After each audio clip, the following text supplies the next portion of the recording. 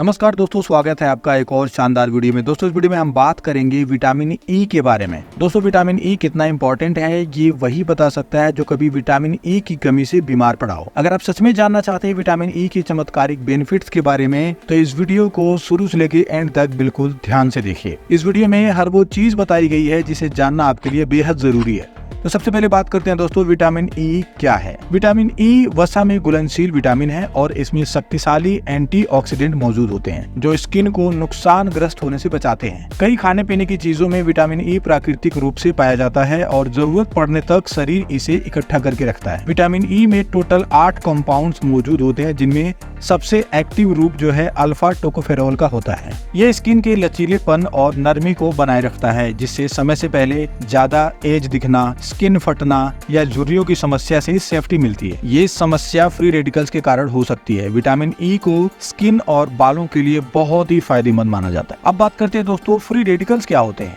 देखिए, free radicals का तात्पर्य एकल या समरूप सेल से जो युग यानी जोड़ बनाने के लिए अत्यधिक सक्रिय रहती हैं। इससे इनमें आक्रामक रिएक्शन देकर स्किन और शरीर की गुड सेल्स को नुकसान पहुंचाने की क्षमता होती है। इस रिएक्शन के कारण जो गुड सेल्स होते हैं उनको नुकसान पहुंचता है और ऑक्सीडेटिव तनाव भी पैदा होने लगता है। स्किन को सबसे ज्यादा नुकसान पहुंचाने के अलावा फ्री रेडिकल्स का असर शरीर के अन्य टिश्यूज और ऑर्गन सिस्टम जैसे central nervous system, cardiovascular system, immunity system आदि पर पड़ता है। इन सेल्स के अनियंत्रित कार्य करने की वजह से 8 प्रकार के रोग हो सकते हैं जिसमें नंबर 1 है अल्जाइमर और डायमेंशिया जैसे केंद्रीय तंत्रिका से संबंधित बीमारियां। नंबर 2 स्किन रोग जैसे समय से पहले झुर्रियां पड़ना, स्किन में लचीलापन, नरमी कम होना, स्किन की बनावट में भी बदलाव आने लगते हैं। नंबर 3 बालों से संबंधित समस्याएं जैसे बालों का झड़ना, समय से पहले बालों का सफेद होना। नंबर 4 रूमेटाइड आर्थराइड जैसे इम्यून सिस्टम का अपने ही स्वस्थ सेल्स पर हमला करना। नंबर 5 डिजेनरेटिव बीमारी जो समय के साथ एक टिश्यू या एक अंग को खराब कर देती है। नंबर 6 धमनियों में रुकावट के कारण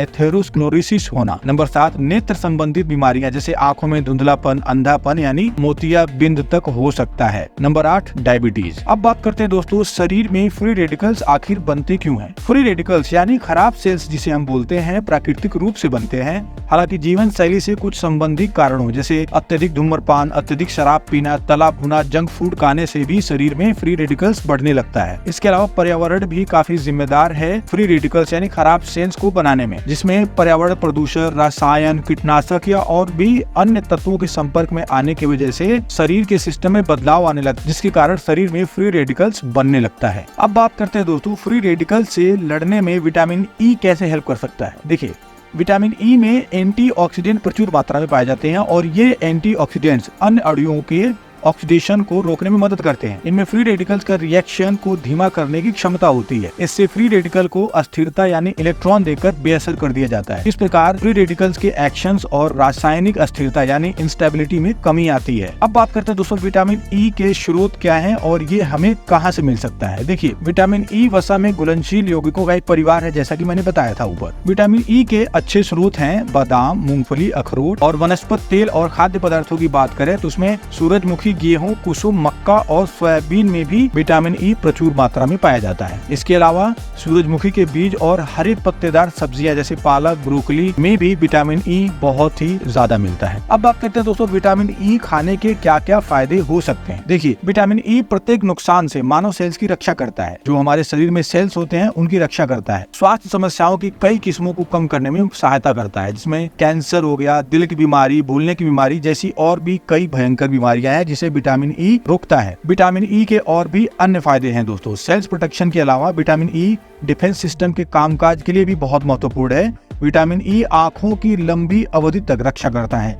एक रिसर्च के अनुसार विटामिन ई खाने वालों में मोतियाबिंद बहुत ही कम पाया जाता है। यह हार्मोन की तरह एक पदार्थ के उत्पादन में काम आता है जिसे कहते हैं प्रोस्टाग्लैंडिन्स। यह ब्लड प्रेशर, सेक्सुअल और मसल्स में संकुचन सहित शरीर की कई प्रतिक्रियाओं को नियमित करता है। एक अध्ययन में यह भी पाया गया है कि विटामिन ई मांसपेशियों की मरम्मत भी करता है जैसे प्रोटीन करता है। क्रॉन रोग, सिस्टिक फाइब्रोसिस या लीवर से पित्त डाइजेस्टिव सिस्टम में स्रावित करने में इनस्टेबिलिटी एसिडिटी होने पर विटामिन ई को पानी में घोल के रूप में लेने की सलाह दी जाती है। इससे पाचन समस्याओं से छुटकारा मिल जाता है। अब बात करते हैं दोस्तों विटामिन ई किसको और कितना लेना चाहिए। देखिए, डॉक्टर की सलाह के अनुसार रिकमेंडेड डाइट अथॉरिटी यानी आरडीए के अनुसार प्रतिदिन 14 वर्ष की आयु से अधिक लोगों को 15 मिलीग्राम के करीब विटामिन ई लेना चाहिए। और जो महिलाएं स्तनपान करा रही हैं उनको अधिक आवश्यकता होती है विटामिन ई की। ऐसी महिलाओं को 19 मिलीग्राम तक विटामिन ई लेना चाहिए। लेकिन दोस्तों कुछ ही लोगों को सप्लीमेंट लेने की जरूरत पड़ती है। वैसे तो हम हेल्दी डाइट से भी विटामिन ई प्राप्त कर सकते हैं। अब बात करते हैं दोस्तों विटामिन ई की कमी से क्या क्या नुकसान हो सकता है। देखिए, विटामिन ई की कमी बहुत ही कम लोगों में होती है। इसकी कमी होने पर शरीर पूरी तरह से डाइट को वसा में अब्सॉर्ब करने से रोकता है। Anaemia, skeletal myopathy, ataxia, peripheral neuropathy, retinopathy, Emmanuel reaction और नर्व डैमेज के संकेत विटामिन ई की कमी को दिखलाता है। तो ये था दोस्तों विटामिन ई के बारे में कुछ जरूरी बातें। आई होप आपको इस वीडियो से काफी हेल्प मिली होगी। अगर वीडियो पसंद आया दोस्तों तो वीडियो को लाइक करें, चैनल को सब्सक्राइब करें। मिलते हैं किसी ऐसे ही शानदार वीडियो में, तब तक के लिए